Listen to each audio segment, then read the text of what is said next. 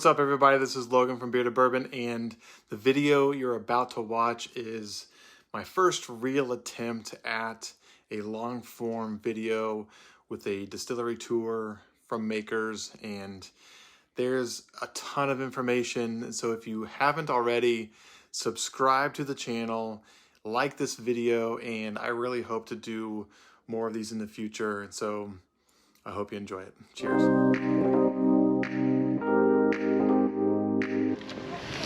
Hey, what's up, everybody? This is Logan with Bearded Bourbon, and today we are touring at Maker's Mark, and I'm with my dad, and we're getting ready to try the new wheat whiskey from Maker's, and this is the first expression outside of their typical bourbon recipe. And so stick around and listen to my review or our review, and we will let you know if it's worth the hunt. So stay tuned.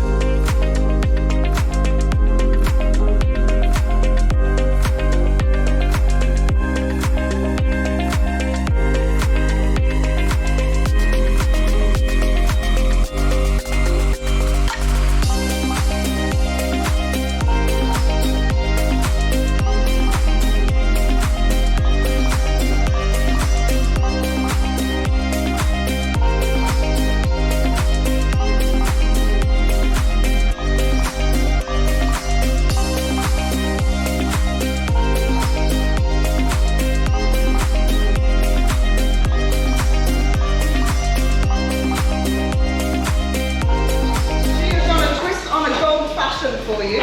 So it's 2 parts Maker's Mark cask strength, and then you have got some malted wheat in there with fresh ginger, and then some of the honey from bees pollinating on site, and then a couple of dashes of apple bitters in there. So really bright for an old-fashioned twist.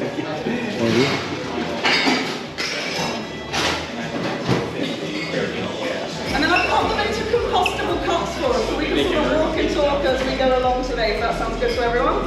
I'll be feeding you water a little bit later on when we get into the cellar, so fear not. So we're going to head out, sounds good. Okay, fantastic. So we've got seasoned pros in here. Anybody been forced to come along that's not a big fan of whiskey? Okay, we'll say the more you drink it, the more you like it. So you just got to drink your way through that first part of it. Yeah. So really exciting time. This is our 3rd wheated whiskey experience going out this week, and they're running for a 3-week period.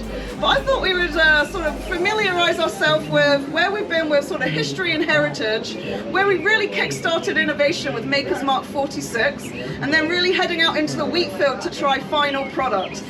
We're going to go up to one of our innovation warehouses a little bit later on, Warehouse E. We don't usually let folks in there, but I coaxed Beth, our head of innovation and blending, to turn the alarm off and open it up just for these experiences. So I'm going to have a box. There's a phone amnesty as we walk into the Rick House, because there's absolutely no photography. You're going to be taking a sneak peek at some of the future innovations for Star Hill Farm wheated whiskey that are aging in there. So we're going to go into there and then into the wheat field to try the final product. But when Bill and Margie first purchased the property, they purchased for the bargain price of $35,000, and that was for 350 acres back in the day. They had distilleries in disrepair, run down to choose from. Chose this place in the middle of nowhere. They had to drive down those single roads to get here because it opens out into the 1,100-acre campus that we're at today. We're still using spring-fed water from our water source to the back of the distillery for cooking, fermenting, distilling. And we're also using that water from the 11.5-acre spring-fed lake going into your wheated whiskey production as well. So the 3 levers that we're sort of unique for at Maker's Mark are the water source, the red winter wheat, and then that wood pillar with the hand rotation of barrels. So with this new innovation liquid, we're really sort of pulling on those certain levers to give us flavors coming out. Where that red wax top is that traditional DNA taste profile of Maker's Mark, where we protect the founder's vision, Star Hill Farm wheated whiskey really gives us the outlet for exploration, for you having completely different whiskies year on year. Mother Nature giving her a platform as the maker. So bourbon is an agricultural product, it's nature distilled. So if we're not good stewards of our land, maintaining these healthy ecosystems, we're not going to be down here in 200 years time making whiskey. So we've been looking at regenerative farming practices recently and where sort of flavor comes from in our raw material. And about 8-9 years ago, we went on this flavor journey, selfishly to see if we're truly maximizing flavor in our bourbon.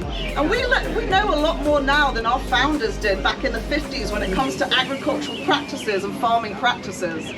So what we're doing is looking at regenerative farming practices, no-till. We're going to use cover crops for soil nutrients, and then our grain partners came along for the Regenified ride with us as well. So all of our farm partners also now certified with the no-till cover crop and looking after their soil nutrients. So actually the whiskey that you're going to be trying today in the wheated whiskey comes within a 30-mile radius of where we're standing from the Petersons, who we've been sourcing from since we started production in the 50s. So head down the hill, and we're going to pull for some cask strength bourbon out the barrel, try a little bit of 46 cask in the cellar, and then we'll load you up into some vehicles. Sound good? Perfect, let's go.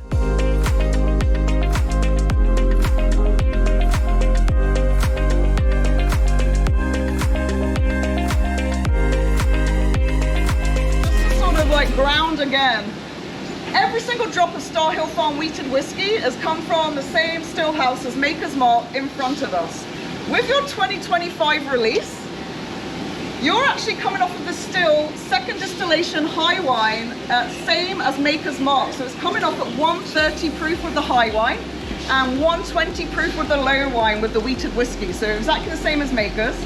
The whiskey that you're going to be trying today was distilled and harvested in 2016 and 2017. So no age statement on the bottle, but if you do the math, you're looking at sort of sipping on 8-year-old whiskeys. 2 different mash bills, if everyone comes this way ever so slightly. Oh, thank you, man. So we created that one mash bill up until we released this product 3 days ago, and actually we've got 2 different mash bills that are going into the blend of the 2025 for you. So you've got 70% soft red winter wheat in the first mash bill, 30% barley, and the second mash bill going into the blend of 2025 is 100% malted wheat. So, you know, going from one mash bill to having 2 coming out in short succession. And really it's the sort of job and art of our blender to sort of marry those up, because for the first time in history, we're not hand rotating barrels. So those Star Hill Farm wheated whiskies are going to go into the warehouse and stay in one place for that whole period of aging. Not like Maker's Mark, where we're 3 full Kentucky summers at the top and then hand rotating down to the bottom just to slow down for that last period. So we're going to get about 8 grain deliveries coming through a day, just to the side over here. We're going to put those grains through testing. We were talking about it a minute ago. So probing the back, middle, front of the truck, just to make sure the grains are of a high enough quality before we then take them into the silos for that day's worth of production.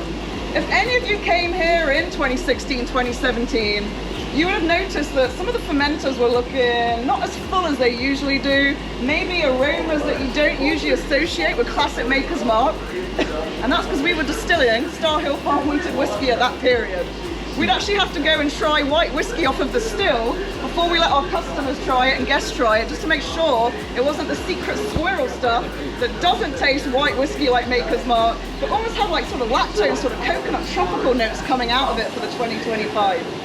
And then the strain of wheat that we're using is Pembroke for the 2025 release. The varietals will change year on year of the wheats and barleys we're putting into there. So that is really going to affect the flavour of what you're drinking year on year. But we're going to go short run through and then we'll head to pull out of a barrel, if that sounds good.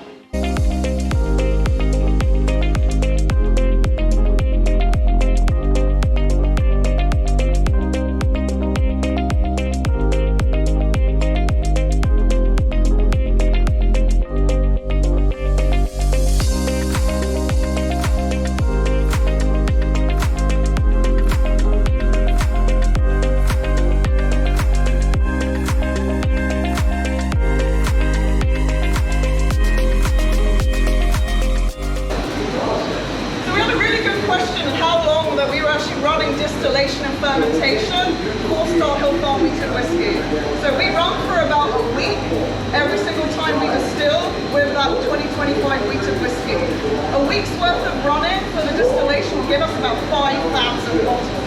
So we actually have about 30,000 bottles that are being released globally for this year's Star Hill Farm wheated whiskey.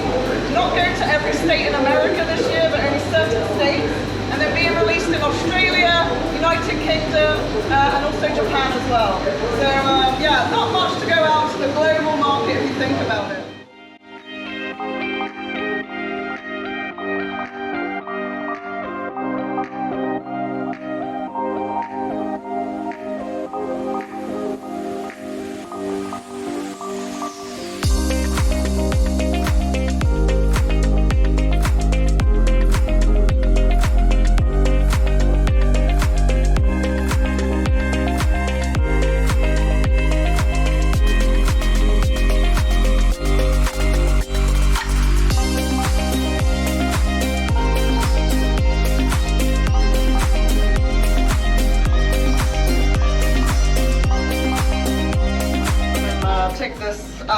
before because I couldn't get into it. Somebody had knocked it down so tight, so luckily he managed to loosen it up a little bit. That works. Right. I'm going to pour straight from this cask. I do not know the proof of this, but you are going to be drinking an 8.5-year-old Maker's Mark. So 3 full Kentucky summers at the top of this rickhouse, hand rotated down to the bottom just to slow down for that last period of aging. But whiskey's in this particular rickhouse because it's in a valley and it's small, holds 3,000 barrels. Takes a lot longer to age down here than the one that I'm about to show you right on the top of the hill. So no temperature control apart from on the top ones, we manually open the windows at the beginning of summer and then we'll manually go around and close them at the end just for aeration. But that is the only temperature control that we're doing in any of them. I wanted to just pull you single barrel cask strength makers to try. If you think about all the innovation that's come out of Maker's Mark through the years, has all been at barrel strength. So letting you try it in pure form with the classic makers. If you have char pieces in here, drink your way through it because it's going to add to your flavor. So the first thing that Rob Samuels did when he took over the reins of the distillery actually was to release cask strength Maker's Mark, strip back, nowhere to hide, because you can tell a lot about a distillery style by drinking straight from a barrel. So he released cask strength Maker's Mark, and then a few years after that released the private select program. And Rob's legacy is not going to be just the liquid itself, but really the place, the 1,100 acre working campus that we sit on. So there's a little bit for you to try, and I'm going to get you to hold on to your glasses when we go into the cellar so I can give you a little bit of 46 cask strength. So we've got about 52 maturation houses and counting right now for you folks, aging about 1.2 million barrels. So please carry on drinking Maker's Mark and Star Hill Farm Wheated whiskey. Our folks with the classic Maker's Mark range hand rotated over 280,000 barrels last year alone for you. So remember, we're inefficient and proud of it. We could, start to use modern techniques, but we still want to stick to those handcrafted elements that we've been using since the 50s. So cheers to new bourbon, friends. I can't wait to have the rest of the tour just to, oh my God, I cannot count today. And I did pour it out just for you. There you are. And have mine actually, because you've got a little bit more in that one. So cheers. Cheers, thank you. Chin chin. Chin chin. To health, wealth. Fun times on the rest of the bourbon tour. What do you think? Yeah, good. It's really good. Nice, smooth. What do you think? What, 8.5 years? 8.5 Cask years? strength.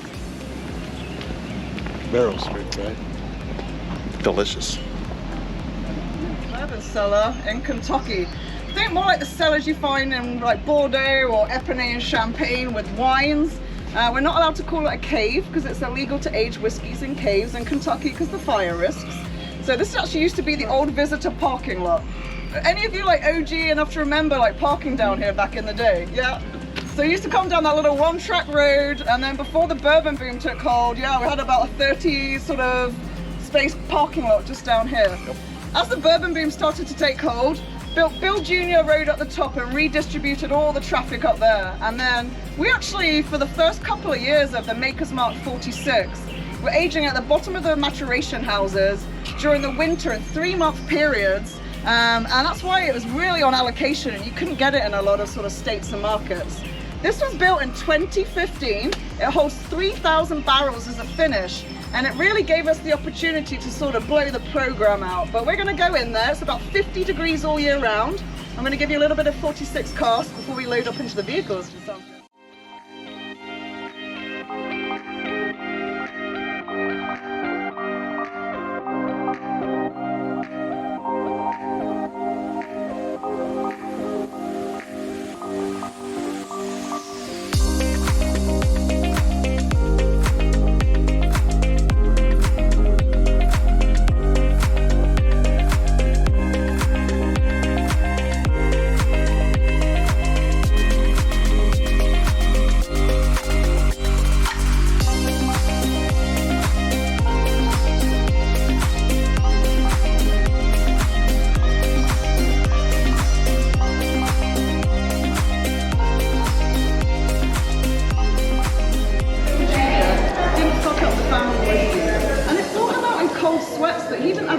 liquid to leave behind.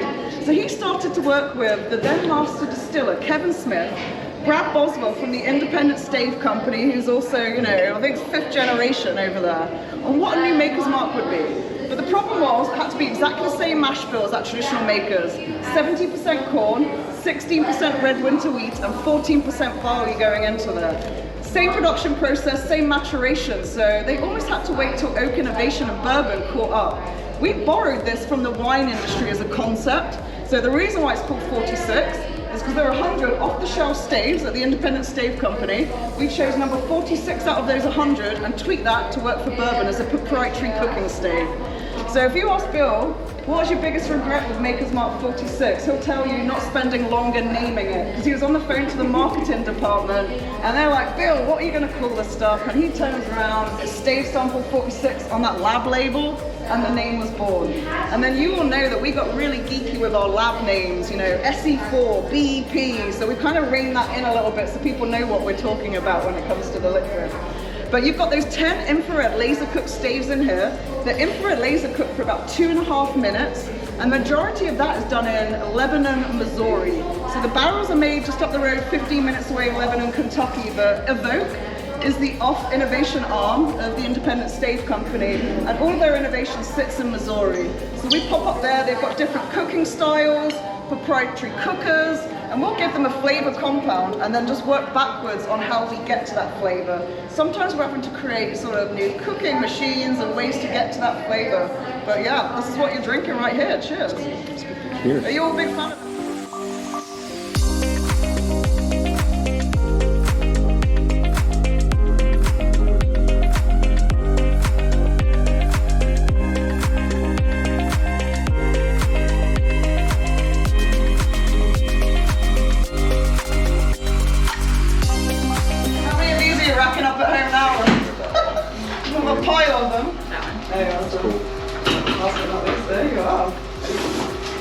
So remember with these, we actually used to hand rip them in the late 1950s, a single label at a time with a foot pedal. And as we got bigger as a brand, it's not limestone, because this bottle's about giving back to nature, working with Mother Nature holistically. So we don't want to be taken away by sort of like taking limestone out.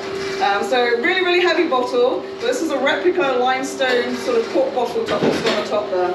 And then there's a sort of like connotation of the tack strip going over the top just there. And then on the back, you're going to notice we've got the Estate Whisky Alliance certification on the back there.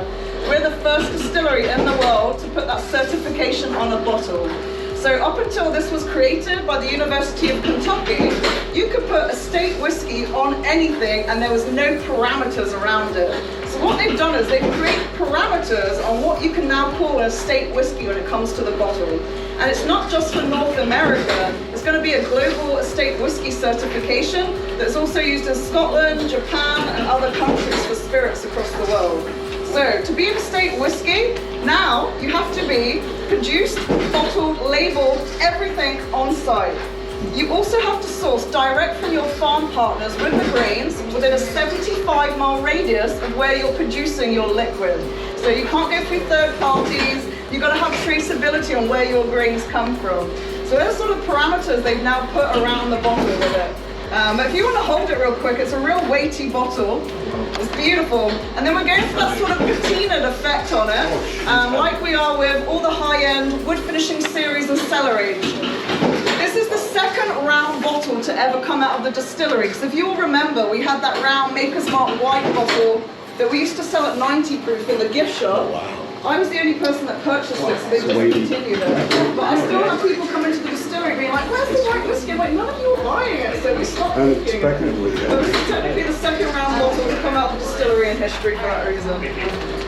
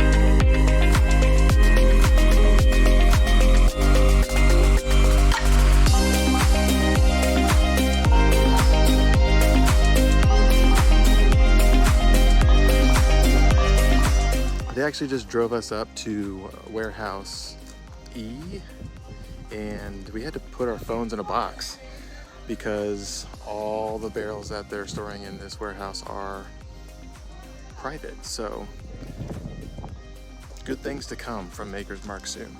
Stay tuned.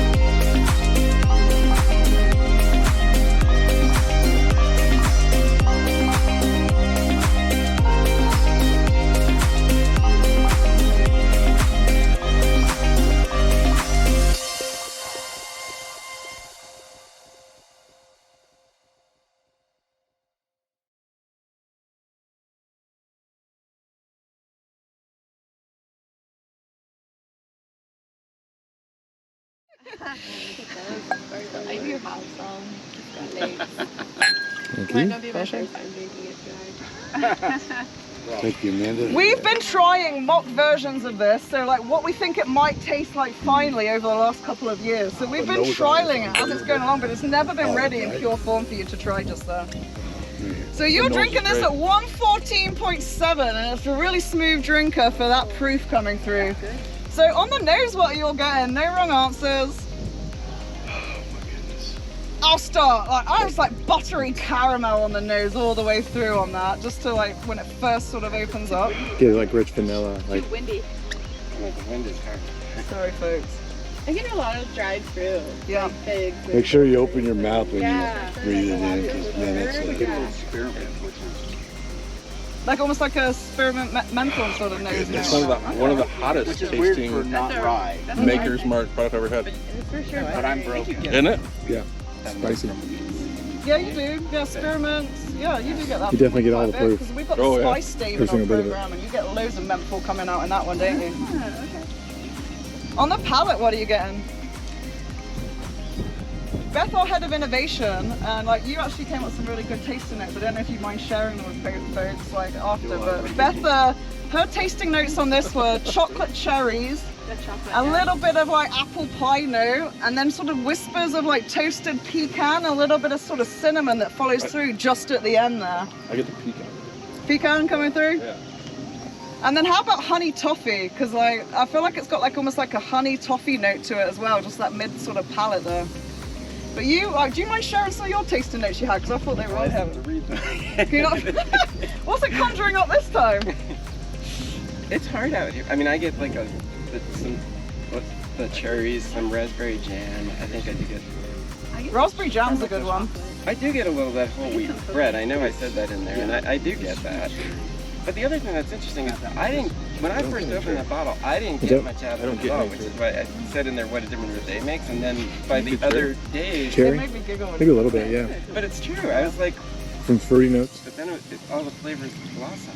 What do we think? Worth the wait? Yeah, just Yeah, it's very Oh yeah, good. it's definitely Probably awesome. my favorite. just finished up the tour with Maker's Mark, and graciously we are able to take home 2 bottles of the new wheat whiskey. And so it is, the question is this a bottle that you want to hunt? Is this a bottle that you want to get? Is this any good? And the answer very simply is yes.